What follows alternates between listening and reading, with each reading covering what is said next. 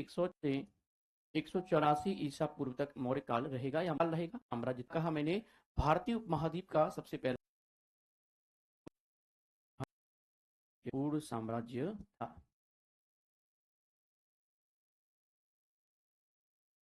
साम्राज्य था ऐसा था, सबसे महत्वपूर्ण साम्राज्य था।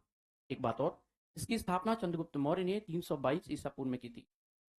इसकी स्थापना चंद्रगुप्त मौर्य ने 322 ईसा पूर्व में की थी।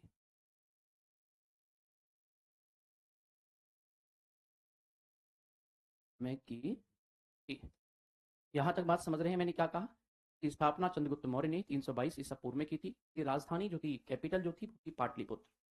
राजधानी पाटलिपुत्र है, आपको बता दूं यहां पर मैं। कैपिटल जो है कौन है? पाटलिपुत्र। पाटलिपुत्र यहाँ की राजधानी है, ये बात आपको बता दूं मैं। क्लियर है? मौर्य साम्राज्य के विषय में जानकारी के कुछ साहित्यिक सोर्स भी आपको देखने को मिलेंगे। तो एक तरफ लिखिएगा लेखक और एक तरफ लिखिएगा पुस्तक।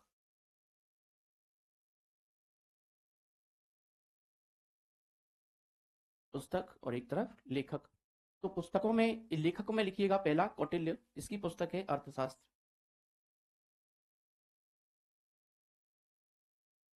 कौटिल्य की पुस्तक है अर्थशास्त्र।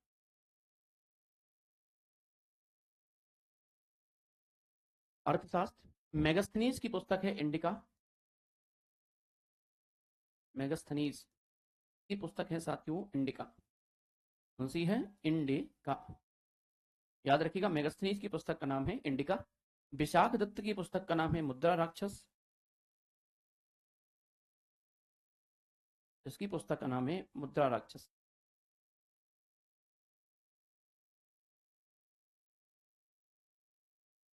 मुद्रा राक्षस। क्लियर है? विशाख दत्त की पुस्तक का नाम क्या है? मुद्रा राक्षस है। सोमदेव की कथा सरित सागर है। सोमदेव, इसकी पुस्तक का नाम है कथा सरित सागर।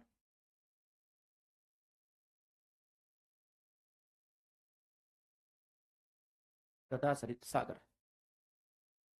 यहां तक बात समझे आप? तो लेखक और पुस्तक में यदि हम देखेंगे तो कौटिल्य की पुस्तक है अर्थशास्त्र, मेगस्थनीज की पुस्तक है इंडिका, विशाख दत्त की पुस्तक है मुद्रा राक्षस और सोमदेव की पुस्तक है कथा सरित सागर। इस तो हमने प्यारे साथियों यहाँ पर इन चीजों का बेहतरीन तरीके से देखा। भाई क्या क्या चीजें जो है मोस्ट इंपोर्टेंट हैं इसके। तो मौर्य साम्राज्य, मौर्यन एम्पायर की हमने बात की। ठीक है? नहीं बेटा, अर्थशास्त्र इसकी पुस्तक जो थी वो सामाजिक व्यवस्था और राजनीतिक व्यवस्था पर प्रेरित थी। इसकी पुस्तक जो है अर्थशास्त्र विषय पर नहीं है, याद रखिएगा। ठीक है? अनुज कुमार और अरुण जी, बात को समझने का प्रयास करेगा। मैंने क्या कहा, इसमें हम लोग अर्थशास्त्र के बारे में नहीं पढ़ेंगे क्योंकि ये पुस्तक का नाम जरूर है अर्थशास्त्र, लेकिन पुस्तक अर्थशास्त्र की नहीं थी। ठीक है? यहां तक बात समझ गए हैं आप सभी लोग? चलेगा। तो ये सारी चीजें आपको देखने को यहां पर मिले, कि याद रखिएगा। Got it? अच्छा, अब बात करेंगे हम लोग मौर्यन एम्पायर की। किसकी बात करेंगे? मौर्यन एम्पायर की। 322 to 320 184 BC. The Mauryan empire was the Mauryan empire was the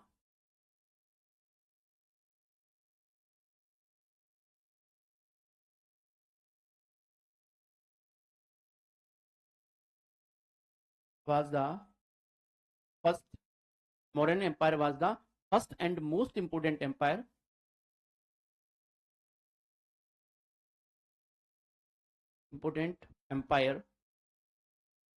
first and most important empire of the Indian subcontinent of the Indian subcontinent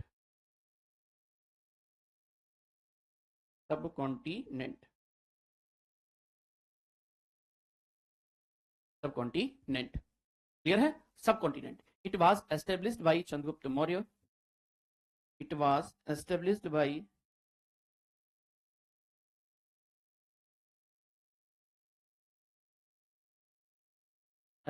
bye क्या बोला जाएगा? चंद्रगुप्त मौर्य।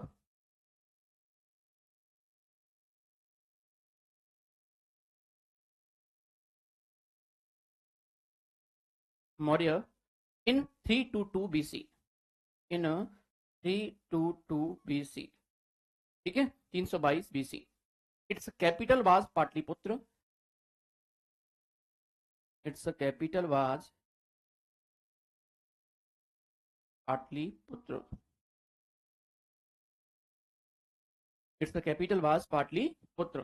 तो फिर हमें देखने को मिलेगा यहाँ पर कि क्या क्या चीजें जो है यहाँ पर देखने को मिलती हैं और क्या क्या चीजें मोस्ट इंपोर्टेंट है इस पूरे के पूरे इस घटनाक्रम में। तो हमें ऑथर्स और बुक्स के बारे में देखा कि कौटिल्य जिसकी पुस्तक है इकोनॉमिक्स या अर्थशास्त्र, इकोनॉमिक्स न लिखते हुए आप अर्थशास्त्र लिखेंगे तो ज्यादा ठीक रहेगा। मेगास्थनी जिसकी पुस्तक है इंडिका, विशाख दत्त की पुस्तक है मुद्रा राक्षस, एंड सोमदेव की है कथा सरित सागर। आगे हम लोग चर्चा करने जा रहे हैं चंद्रगुप्त मौर्य के बारे में। किसके बारे में? चंद्रगुप्त मौर्य के बारे में। चंद्रगुप्त मौर्य।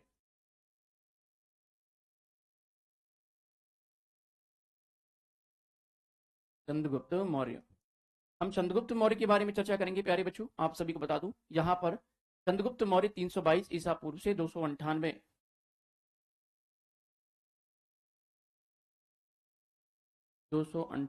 ईसा पूर्व। याद रखिएगा ये चंद्रगुप्त मौर्य का शासनकाल था। चंद्रगुप्त मौर्य को ग्रीक साहित्य में चंद्रगुप्त मौर्य को ग्रीक साहित्य में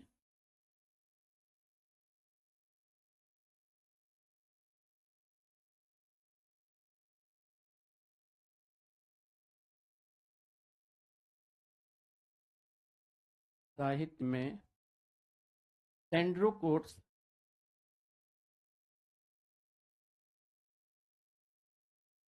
कोट्स या एंड्रोकोट्स कहा जाता है।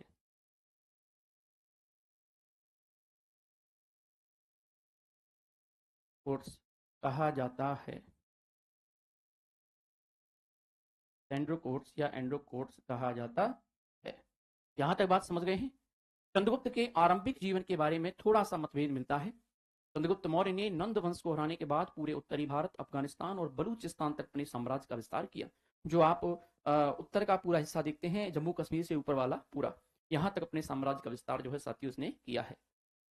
305 ईसा पूर्व में चंद्रगुप्त ने सिकंदर के सेनापति सेल्यूकस निकेटर को हराया और इस युद्ध की संधि के अनुसार सेल्यूकस ने अपनी पुत्री हेलेना का विवाह चंद्रगुप्त से कर दिया। दहेज में उसे हेरात, कंधार, मकरान तट तथा काबुल का प्रदेश प्रदान किया गया। चंद्रगुप्त के दरबार में सेल्यूकस का राजदूत मेगास्थनीज आया था। चंद्रगुप्त के दरबार में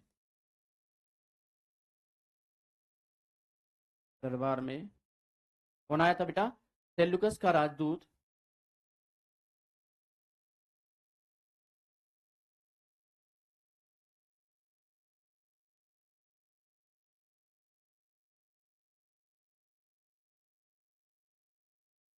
मेगास्थनीज आया था। ठीक है, मेगास्थनीज आया था। चंद्रगुप्त के सौराष्ट्र के गवर्नर पुष्यगुप्त वैश्य ने चंद्रगुप्त के सौराष्ट्र की गवर्नर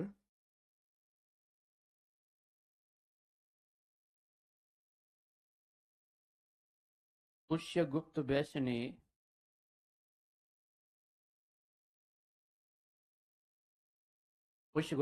ने सौराष्ट्र प्रांत के गिरनार सौराष्ट्र प्रांत के गिरनार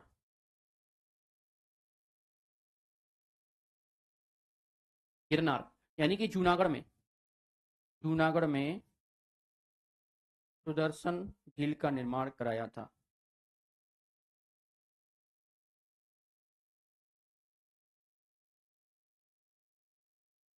निर्माण कराया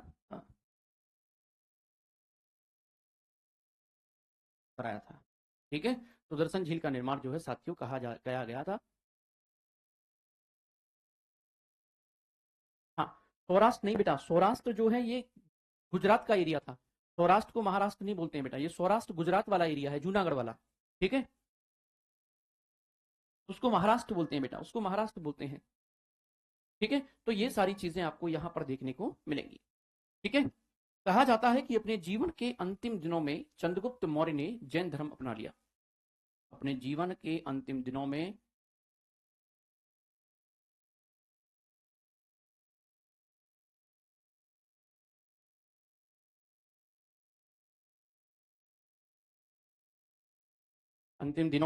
क्या किया है? ध्यान से सुनिएगा। चंद्रगुप्त मौर्य ने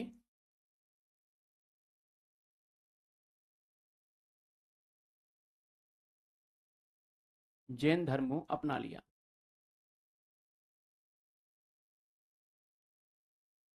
अपना लिया। ठीक है, कौन सा धर्म अपना लिया? जैन धर्म अपना लिया। और श्रवणबेलगोला कर्नाटक में, श्रवणबेलगोला कर्नाटक में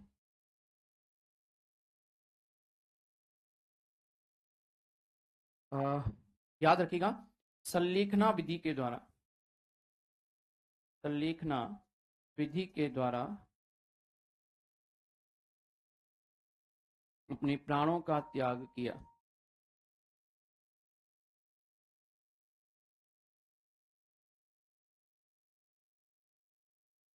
किया, अपने प्राणों का त्याग जो है साथियों किया। यहां तक बात समझ रहे हैं क्या किया है? ठीक है, अपने प्राणों का त्याग जो है साथियों इसने कर दिया संलेखना विधि के द्वारा।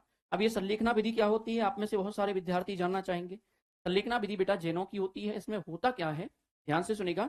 इसमें कोई भी व्यक्ति अपना भोजन और पानी त्याग देता है और व्रत रहने लगता है, और इसी दौरान उसकी तबीयत खराब होती है और वो अपने प्राण जो है छोड़ देता है, त्याग देता है।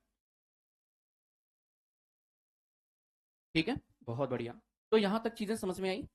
हमने चंद्रगुप्त मौर्य के बारे में देखा, चंद्रगुप्त मौर्य के बारे में एकदम से देखा कि चंद्रगुप्त मौर्य, तो चंद्रगुप्त मौर्य 322 टू 298 बीसी।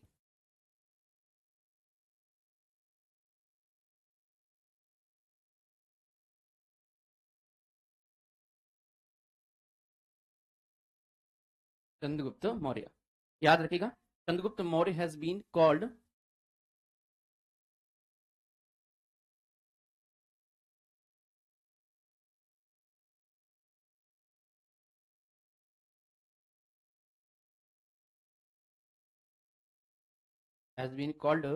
ध्यान से सुनिएगा, सेंड्रोकोट्स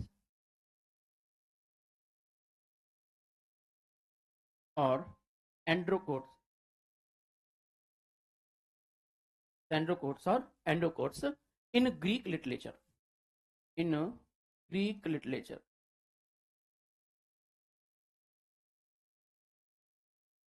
ग्रीक भाषा में, ठीक है, ग्रीक, या ये भी बोल सकते हैं कि भाई ग्रीक साहित्य में इसको क्या कहा जाता है, सेंड्रोकोट्स या एंड्रोकोट्स कहा जाता है। There is disagreements about Chandragupta early is life.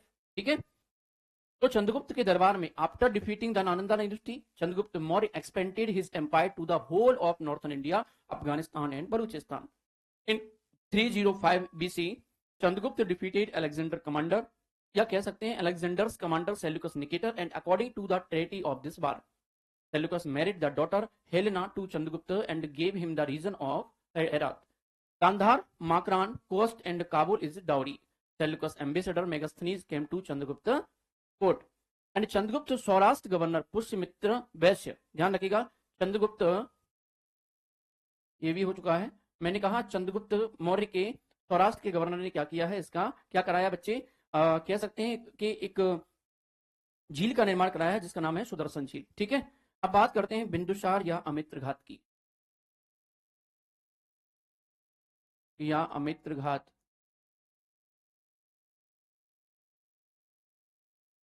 Bindusara या अमित्र घात, याद रखिएगा 298 ईसा पूर्व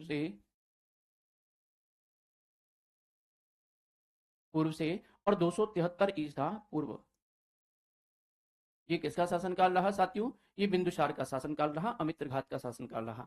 ठीक है, ये चंद्रगुप्त मौर्य का पुत्र था, यह चंद्रगुप्त मौर्य का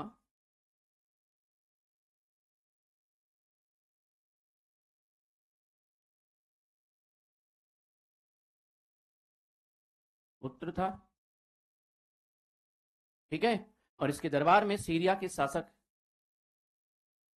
इसके दरबार में सीरिया के शासक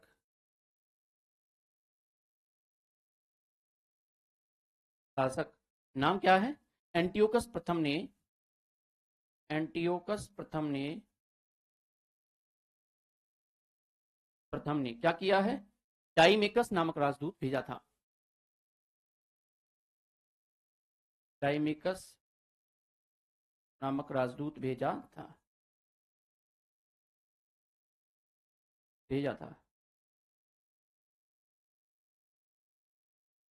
ठीक है, डायमिकस नामक राजदूत भेजा था। यहां तक बात समझ रहे हैं। इसके बाद ये बिंदुसार के बाद अशोक की बारी आएगी साथियों 273 ईसा पूर्व से 236 ईसा पूर्व तक। याद रखिएगा अशोक।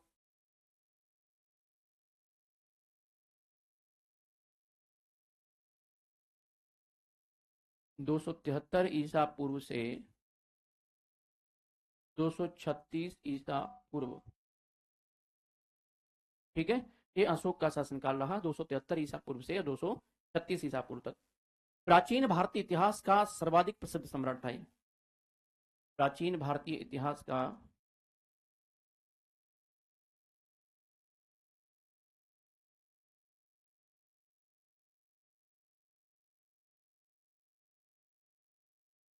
सबसे प्रसिद्ध सम्राट था ये।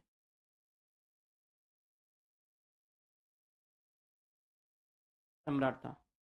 और सिंगली अनुश्रुति कहती है कि अशोक ने अपने 99 भाइयों की हत्या करके साथियों सिंहासन पर प्राप्त किया था या बैठा था। उत्तराधिकार का युद्ध लगभग 4 वर्ष तक चला, जिसके पश्चात 269 ईसा पूर्व में अशोक ने अपना विधिवत राज्याभिषेक कराया और राजगद्दी पर बैठने से पहले अशोक अवंती का राज्यपाल था। तो राजगद्दी पर बैठने से पहले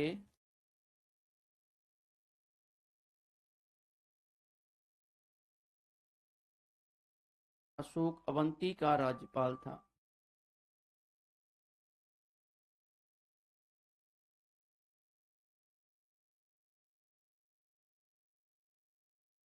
राज्यपाल था।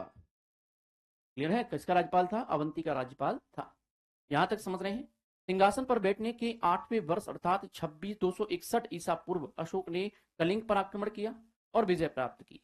मैंने क्या कहा? सिंहासन पर बैठने के पूर्व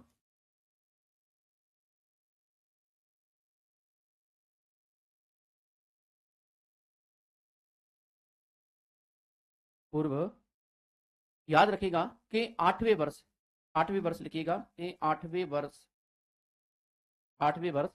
ये क्या हुआ है बच्चे? 8वें वर्ष 261 ईसा पूर्व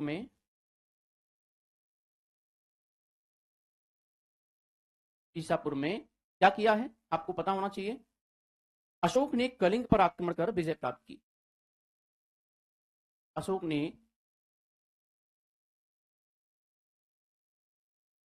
कलिंग पर आक्रमण किया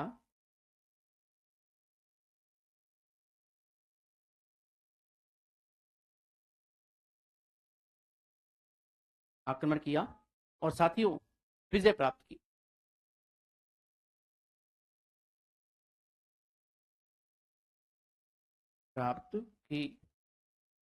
ठीक है।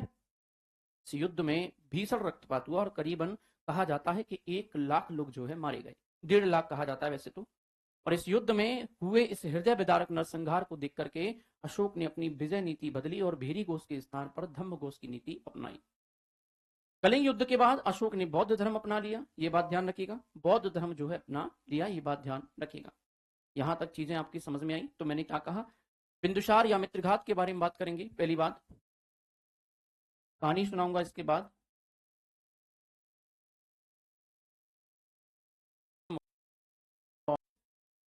क्या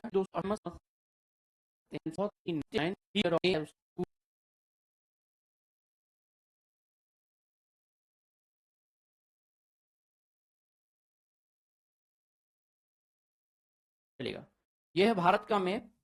यहां पर आपको कुछ चीजें और देखनी है। यहां पर एक क्षेत्र मिलेगा जिसका नाम होगा कलिंग। और ये कलिंग जो क्षेत्र है ये उड़ीसा का क्षेत्र है। कहां का? उड़ीसा का मेरे भाई, ध्यान रखिएगा। उड़ीसा का क्षेत्र है। यहां पर आप लोगों को एक और क्षेत्र देखने को मिलेगा जिसका नाम होगा क्या? पाटलिपुत्र, यानी कि पटना। ये ध्यान रखिएगा, ये यहाँ का राजा था अशोक। और कलिंग उड़ीसा जो था, आपको बता दूं, अगर पूछा जाए आपसे कि भाई इसकी सीमा जो है कहां तक फैली थी, तो प्यारे बच्चों इसकी सीमा जो है बहुत जबरदस्त बाहर के विदेशी राज्यों तक फैली थी। आपको ये पता होना चाहिए। ठीक है, ये यहाँ जहां जहां पर मैं ग्रीन ग्रीन कर रहा हूं वहां वहां पर इसकी सीमा जो है फैली हुई थी।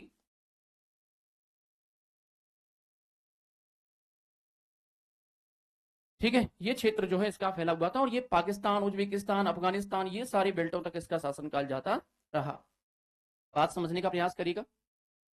राजस्थान गायब है? अच्छा मेरे भाई, ये रहा राजस्थान। मैप कहीं गायब नहीं है। ठीक है, चलेगा।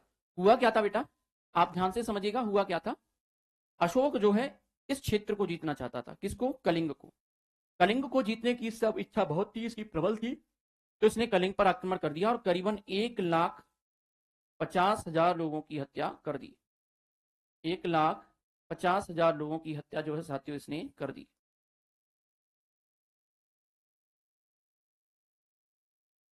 लोगों की हत्या कर दी इतनी करीबन करीबन 1.5 लाख लोगों की हत्या जो है कर दी। और जाकर के ये अपने पाटलिपुत्र में अपने भवन में जाकर के सो गया। एक दिन क्या हुआ, जब ये हत्या करने के बाद यहां पहुंचा है तो उसके जस्ट पीछे पीछे पीछे पीछे कलिंग के जो लोग थे, जो नागरिक थे, वो भी इसके पीछे पहुंच गए, क्योंकि उनके किसी के भाई, किसी के पति, किसी के पुत्र, किसी की मां, किसी के पिता इनकी हत्या करना करके आया था। क्योंकि बेटा उत्तराधिकार के युद्ध चल रहे थे, वो पूरे को विजित करना चाहता था, पूरे भारत को विजित करना चाहता था, इसीलिए कलिंग को जीतना चाहता था। तो ये यहां पर पहुंच गया है पाटलिपुत्र। एक दिन क्या हुआ, सो रहा था रात में, धीरे धीरे जनता जो है पैदल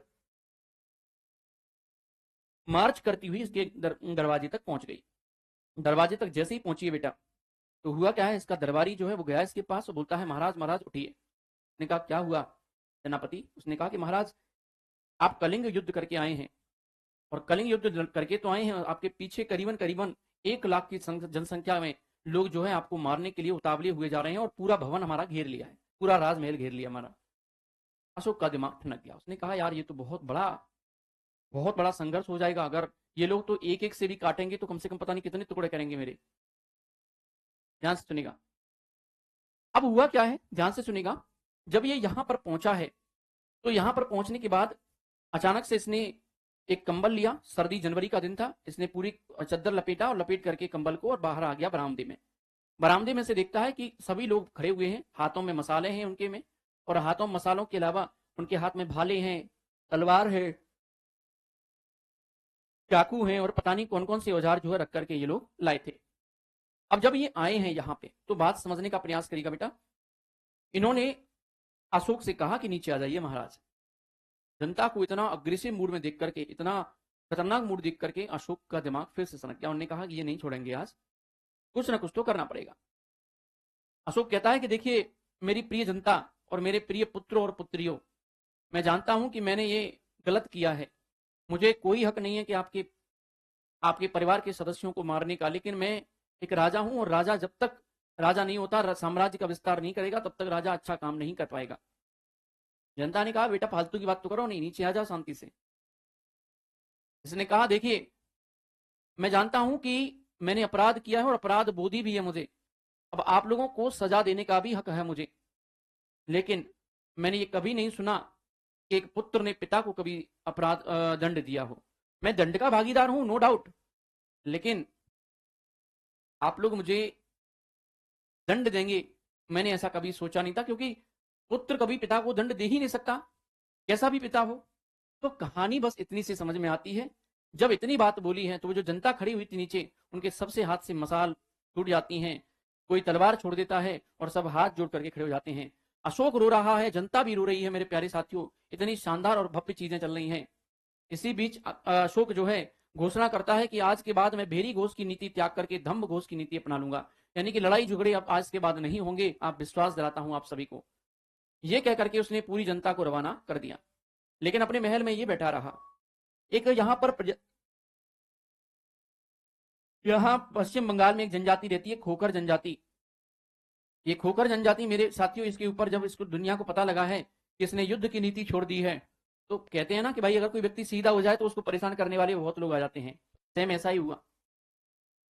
खोखर जनजाति ने क्या किया है बेटा, इसके ऊपर आक्रमण कर दिया यहां से पाटलिपुत्र पे, और बहुत सारा सोना चांदी हीरे जवाहरात मणि बहुत सारी चीजें लेकर के चली गई। अशोक बड़ा परेशान हो गया। अशोक साथ में मुस्कुरा भी रहा है, कह रहा है कि देखिए जब दिन घूमते हैं तो ऐसे घूमते हैं। अशोक ने क्या किया है, ध्यान से समझिएगा। सम्राट अशोक ने अपने प्रधानमंत्री को बुलाया और उनसे कहा एक चिट्ठी लिखिए प्रधानमंत्री साहब, उसमें लिखा है कि प्रिय खोखर जनजाति, मुझे मालूम है कि आपको मालूम है कि मैंने युद्ध नीति छोड़ दी है, मैं लोगों के धर्म काम के लिए काम करने लगा हूं, कुएं खुदवाने लगा हूं और सराय खुलवाने लगा हूं, नहरें खुलवाने लगा हूं, ये सारी चीजें कर रहा हूं। अब मेरा आपसे रिक्वेस्ट है एक छोटा सा, अगर आपने जो कुछ भी मेरा लूटा है वो कल सुबह 6 बजे तक नहीं आया मेरे पास, तो मैं पूरी खोखर जनजाति को पूरी खोखर जनजाति को समूल नष्ट कर दूंगा और अगर गर्भ में भी कोई पल रहा होगा उसको भी समाप्त कर दूंगा। ये बात जब खोखर जनजाति के सरदार को पता लगी है बेटा, तो खोखर जनजाति के सरदार की हालत टाइट हो गई है। वहां से भागता दौड़ता पड़ता हुआ आया है और आकर के अशोक के चरणों में गिर गया है और माफी मांगने लगा है। अशोक ने साफ साफ उस लेटर में लिखा है कि मेरे हाथों ने हथियार छोड़े हैं, चलाना नहीं भूला हूं। 5 लाख की जनसंख्या की सेना आपका इंतजार कर रही है, याद रखिएगा। सराय होती है बेटा, जहां आपकी सिटी में भी सराय होगी, जहां गरीब लोगों को रात में रैन बसेरा बोलते हैं, उसको बसाया जाता है रात में उनको, ठीक है। सर्दी से ठिठुरते लोगों को रैन बसेरे में बसाया जाता है, उसको सराय कहते हैं। तो जब ऐसा सुना है तो खोखर जनजाति बड़ा परेशान हो गई है और खोखर जनजाति को जब ऐसा बोला है तो कि 5 लाख की जनसंख्या, तब दुनिया को पता चला कि अशोक के पास में आज भी 5 लाख की जनसंख्या है, जो सेना है जो सिविल ड्रेस में बाहर रहती है, याद रखिएगा। और यही बात में फिर क्या होगा, मौर्य साम्राज्य की समाप्ति का कारण जो है साथियों बनेगा।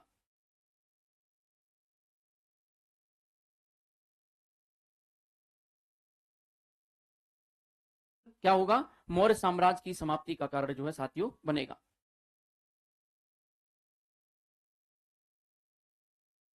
क्या होगा, मौर्य साम्राज्य की समाप्ति का कारण जो है साथियों बनेगा।